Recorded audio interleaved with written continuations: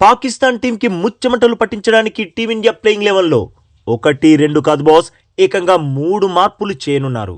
అవును boss, team India నయా playing eleven వచ్చేసింది. మ్యాచ్కి ముందే పాక్ గుండెల్లో గుణపాలు దింపేసింది.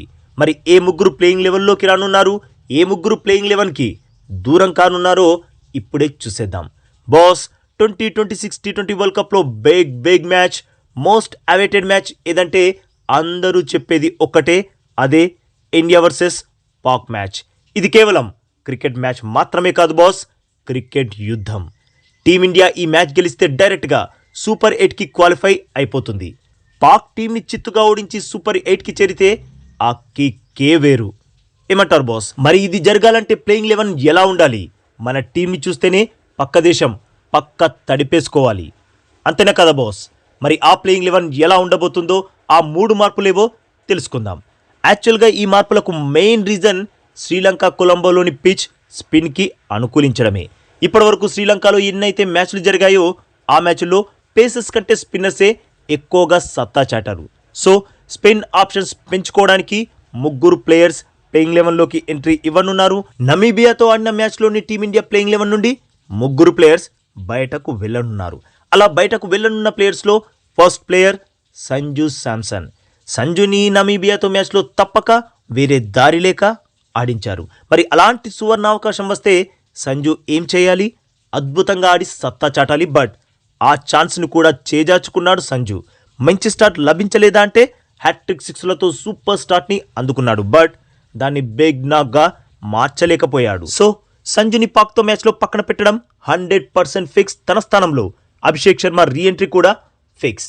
యాక్చువల్గా అభిషేక్కి స్టమక్ ఇన్ఫెక్షన్ ప్రాబ్లం రావడం వల్లే సంజుకి అవకాశం దక్కింది. ఇప్పుడు అభిషేక్ పూర్తిగా కోలుకున్నాడు, పాక్ని ఢీ కొట్టడానికి సిద్ధం అంటున్నాడు. ఇందులో అయితే ఎలాంటి అనుమానాలు లేవు. ఎందుకంటే తను ఫిట్గా లేకపోయింటే అసలు కొలంబోకి వెళ్ళేవాడే కాదు. తన కొలంబోకి వెళ్ళాడంటే దానర్థం ప్లేయింగ్ లెవెన్లో ఉంటాడని. ఇదైతే నిజంగా టీమిండియా ఫ్యాన్స్కి అద్దిరిపోయే news. Abhishek just power play వరకు ఉంటే చాలు, పాక్ పనైపోయినట్లే. ఏమంటారు బాస్? అలాగే బాస్, అభిషేక్ స్పిన్ బౌలింగ్ కూడా వేస్తాడు. కొలంబో లాంటి స్పిన్ వికెట్పై కెప్టెన్ సూర్యకి అభిషేక్ ఓ మంచి బౌలింగ్ ఆప్షన్. సో పాక్తో మ్యాచ్లో సంజు అవుట్, అభిషేక్ శర్మ ఇన్. ఇక రెండవ మార్పు, వాషింగ్టన్ సుందర్ ప్లేయింగ్ లెవెన్లోకి ఎంట్రీ ఇవ్వనున్నాడు. ఇప్పటివరకు వాషి టీ20 వరల్డ్ కప్లో ఆడనే లేదు. బట్ తనని ఉపయోగించుకునే సమయం వచ్చేసింది. తనని ఆడించి తన ఆఫ్ స్పిన్ని పర్ఫెక్ట్గా ఉపయోగించుకునుంది టీమిండియా. అఫ్కోర్స్ తను బ్యాటింగ్ కూడా బాగానే చేస్తాడు. సరే, అంతా బాగానే ఉన్నా అసలు వాషి ఎవరి స్థానంలో వస్తాడనేదే ఇప్పుడు ప్రశ్న. అయితే వాషి ప్లేయింగ్ లెవెన్లోకి ఎంట్రీ ఇస్తే బయటకు వెళ్లే ప్లేయర్ ఎవరో కాదు, రింకు సింగ్. మరో ఆప్షన్ కూడా ఉంది, శివం దూబేని తప్పించడం. బట్ ఈ ఆప్షన్ని వాడారనే అనుకుంటున్నా. 99.99% రింకు సింగ్నే తప్పిస్తారు. సో పాక్తో మ్యాచ్ కోసం రెండో మార్పు, Rinku out, Washington Sundar in. ఇక ముచ్చటగా మూడో మార్పు ఏంటంటే కుల్దీప్ యాదవ్కి ప్లేయింగ్ లెవెన్లో అవకాశం ఇవ్వనున్నారు. అయితే ఈ ఛాన్స్ కుల్దీప్కి ఎంత అవసరమో తెలియదు కానీ టీమిండియాకైతే మాత్రం చాలా అవసరం. కుల్దీప్ ఇంతకుముందు ఎన్నోసార్లు పాక్ బ్యాటర్స్ని ముప్పు తిప్పలు పెట్టాడు. పైగా కొలంబో లాంటి స్పిన్కి అనుకూలించే పిచ్లో పాక్ బ్యాటింగ్ లైనప్ని కక్కా వికలం చెయ్యగల సమర్థుడు. ఒకవైపు మిస్టరీ స్పిన్నర్ వరుణ్ చక్రవర్తి, మరోవైపు చైనామెన్ బౌలర్ కుల్దీప్ యాదవ్. ఈ కాంబినేషన్ పాక్ బ్యాటర్స్ని వణికించడం గ్యారంటీ. మరి కుల్దీప్ ఎంట్రీ ఇస్తే ఎవరు ఎగ్జిట్ ఇవ్వనున్నారో తెలుసా boss? Harshdeep Singh. Yes boss, pitch ప్రభావం వల్ల హర్షదీప్ ప్లేయింగ్ లెవెన్లో చోటు కోల్పోనున్నాడు. సో పాక్తో మ్యాచ్లో కుల్దీప్ యాదవ్ ఇన్, హర్షదీప్ సింగ్ అవుట్. ఈ 3 మార్పులే చేయనుంది టీమిండియా.